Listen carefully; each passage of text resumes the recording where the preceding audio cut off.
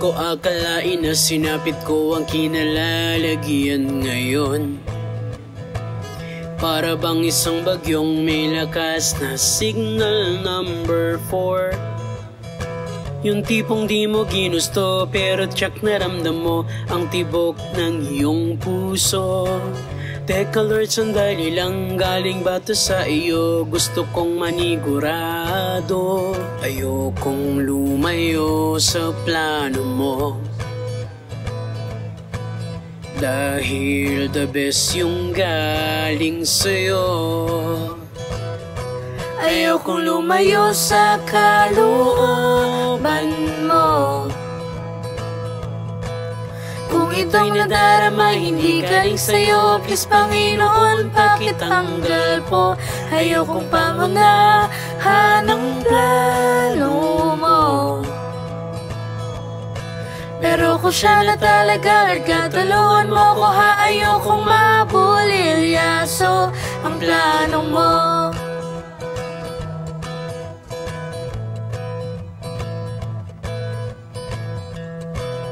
Ha, ha.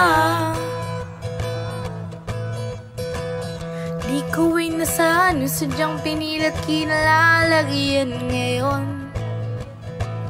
Di naman kasi ako nabighani sa kanya noon.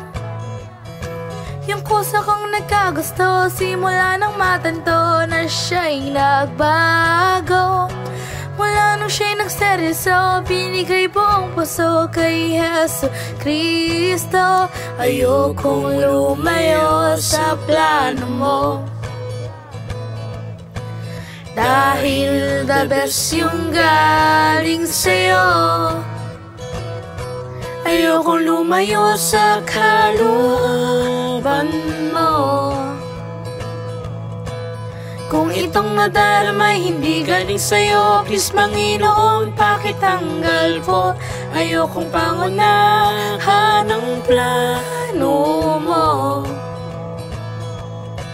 Pero kung siya na talaga, Lord God, tulungan mo ko ha. Ayokong mabulilyaso ang plano mo.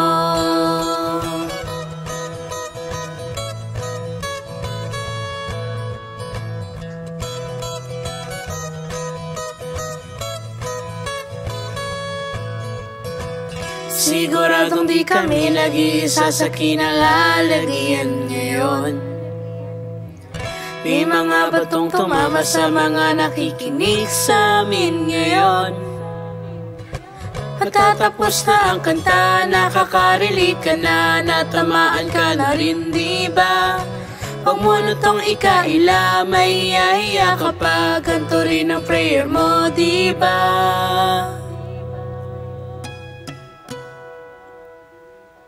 Ayokong lumayo sa plano mo. Dahil the best yung galing sa'yo. Ayokong lumayo sa kalooban mo. Kung itong nadarama hindi galing sa'yo, please Panginoon, pakitanggal po. Ayokong pangunahan ang plano mo. Pero kung siya na talaga, Lord God, tulungan mo ko ha. Ayokong mabulilyaso ang plano mo.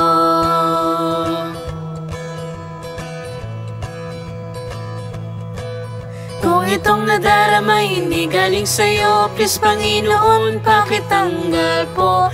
Ayokong pangunahan ang plano mo. Pero kung siya na talaga, Lord God, tulungan mo ko ha. Ayokong mabulilyaso ang plano mo.